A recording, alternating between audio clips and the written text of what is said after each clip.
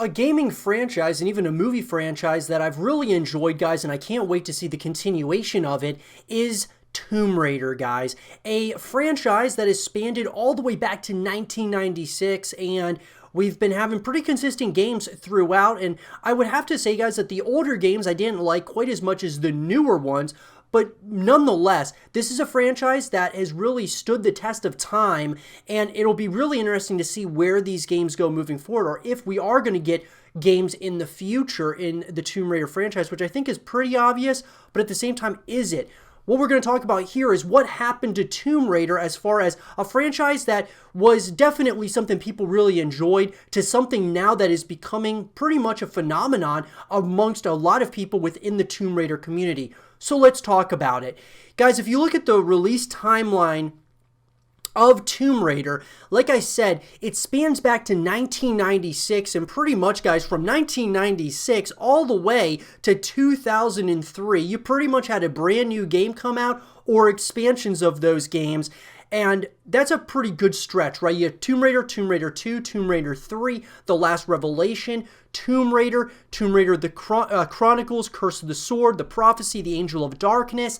I mean, guys, between 1996 and 2003, you're basically getting something every year as far as content goes, or brand new games that come out, which is pretty impressive. A couple years later, you had Legend, Anniversary, and Underworld in 2006 to 2008, and then a couple years later, you had Lara Croft and the Guardian of Light. And look, what I would say, guys, is after that stretch between 1996 and 2003, there was a little bit of a hiatus for a couple of years, and then, of course, you had Legend come out in 2006, Anniversary 2007, and Underworld in 2008. And I think that this was kind of, not necessarily the dark ages of Tomb Raider, but more so like just kind of a lull in the franchise. You get to Lara Croft and the Guardian of Light, which I didn't really care much for, but that was in 2010, and then a couple of years later, you had just Tomb Raider come out in 2013, and this was obviously, I think it was a pretty good addition to the franchise. You had in 2014 Lara Croft in the Temple of Osiris, Lara Croft Relic Run, Lara Croft Go, and then also in 2015 came out Rise of the Tomb Raider, which in my opinion was the best game to date. And then of course a few years after that you had Shadow of the Tomb Raider, which was in 2018. So not too long ago, guys. Now what I do want to say about this though is, as a whole, when you look at kind of what happened here, you had 1996 to 2003, you had basically games and expansions every year. Then close to like the middle of the timeline, you got more so kind of a lull in the franchise, and just pretty much from 2004 to 2012 or 2013 really, in my opinion, was a really big time lull in the franchise. And then all of a sudden, guys, you had significant incline and then somewhat of a decline in those years. And then all of a sudden, after really Rise of the Tomb Raider come out, we have Shadow of the Tomb Raider in 2018, and that's kind of been taking us up and up once again. Question is, are we going to continue an upward trend, or are we going to go back downhill? And that's something that I definitely want to talk to you guys about, because, look, there was a bunch of spin-off games, guys. The first spin-off title in the series was a game for the Game Boy Color titled Tomb Raider, developed by Core Design and released in 2000. Its sequel, Tomb Raider Curse of the Sword, was released in 2001 for the GBC, and then in 2002, a new game for the GBA called Tomb Raider The Prophecy was developed by Ubisoft Milan and published by Ubisoft. In 2003, four Tomb Raider titles were mobile phones, were released. A platform puzzler for mobile devices, Lara Croft Go, was released in 2015. Part of me, guys, thinks that they focus a little bit too much resources, in my opinion, on the mobile devices and, other connecting with the franchise in other ways, even though I think it's great to have it so that people can connect in many different ways. I just think that they were spending a little bit too much time on that instead of really adding, more additions to the main story and main franchise. Beginning in 2010, a separate sub-series titled Lara Croft was in development, offering experiences separate from the development of the main series and existing in its own continuity. The first game in this sub-series, Lara Croft and the Guardian of Light, was released in 2010 as a downloadable title for PC, PS3, and Xbox 360. The next game in the series, Lara Croft and the Temple of Osiris, was released for both retail and download in 2014 for PC, PS4, and Xbox One. And then another entry for mobile devices, an endless runner platform titled Lara Croft Relic Run, was released in 2015. Now, if you're a massive fan of the Tomb Raider series, you'll know that this is, I mean, it's great to have content regardless of really what it is. And we talk about this a lot on the YouTube channel, whether it's, mobile device, additions or main additions.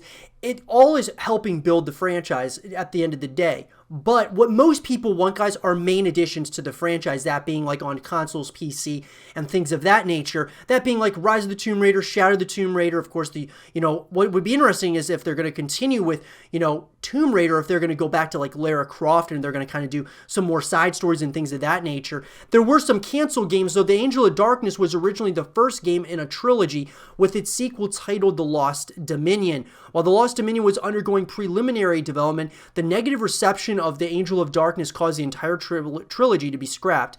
With Eidos' approval, Core Design began development of an updated edition of the first game for the PSP called Tomb Raider: The Anniversary Edition in late 2005. With a projected release date of Christmas 2006, development continued while Core Design staff were working on the platformer Free Running. When Core Design was sold to Rebellion Developments, Eidos requested the project's cancellation. It was suggested by staff that Eidos did not want to let outside developers handle the franchise. So that's kind of an interesting, interesting topic, that there were some canceled games here, guys. Now, one thing I wanted to talk about was more recently, when we talk about the reception of these newer titles, in particular Shadow of the Tomb Raider, since that was the last one that came out, what can we learn from this? Moving forward to like future additions to the franchise if we get those. So the reception, guys, of Shadow of the Tomb Raider received generally favorable reviews according to video game review aggregator Metacritic. So according to Metacritic, guys, on PC, PS4, and Xbox One, the scores were 77 out of 100, 75 out of 100, and 82 out of 100 respectively. And so that's pretty good. It's not like amazing, but it's certainly favorable reviews. And then you look at the rest of the reviews, guys, from like IGN gave it a 9 out of 10, EGM 8 out of 10, GameSpot 6 out of 10, PC Gamer 84 out of 100. So overall, there were some reviews that were really positive for Shadow of the Tomb Raider. Others weren't, quite as good. But that being said, I think what it really comes down to is for the future of this franchise to continue, how well did it do regarding, sales and such. Reception is a huge ordeal as well. Rachel Weber from Games Radar also praised the game, calling it the strongest entry in the rebooted trilogy and saying that Shadow of the Tomb Raider sticks to Lara's strengths while embracing its dark side. She also believed the challenge tombs were the best part of the game, saying the tombs are still the most satisfying part of the Tomb Raider universe, and they're hidden around the world to make even finding them an achievement. So what's cool, guys, is that this is a franchise that not only has, video games, but it also has movie adaptations, and the movie adaptations, at least the most recent one, I thought was actually decent. And, it's interesting to see that this is a franchise that's continuing to grow as we go. And it seems to me that if you're a big Tomb Raider fan, which I am myself after really Rise of the Tomb Raider came out, I'm excited to see where this franchise goes, because one thing that I think we can all agree on is that it's a very dark take on Tomb Raider as a whole, but it's also it's very gritty, and it feels a lot kind of Uncharted-esque in a number of ways with Rise of the Tomb Raider and Shadow of the Tomb Raider. But Ben Yahtzee Croshaw of Zero Punctuation ranked it as the second blandest game of 2018, saying that it was the game that made Rise of the Tomb Raider proud when the latter was the third blandest game of 2015. Which is obviously, there was some criticism with this title, but that's how it is with any title, guys. There's going to be positives, there's going to be negatives. But by the end of December 2018, the game shipped 4.12 million copies, which is a pretty big deal, guys. It got nominated for a lot of awards as well in 2018 as well as 2019. So look, what we can look at is what the reception was, what were the sales like, and generally speaking, really all comes down to sales at the end of the day. And what we can say is 4.12 million copies at the end of December 2018. That was back in 2018, guys. We're in 2020 now. So they've obviously sold more copies in this franchise. And so I think, guys, that it's only not a matter of if, but a matter of when we will see the next continuation of this franchise. So what I think happened, guys, was we had some games that were a great stretch of time, lots of Tomb Raider games, lots of expansions, and then we had a significant lull in the franchise for a number of years until we got kind of the official reboot. And I really feel like the reboot started with Rise of the Tomb Raider. Others would say it would start before that, but I thought Rise of the Tomb Raider was the first real game in this series where I felt like, okay, Tomb Raider is really making a significant name for itself. It's really trying to make its cement its place in gaming at this very point. And then with Shadow of the Tomb Raider, it just continued that.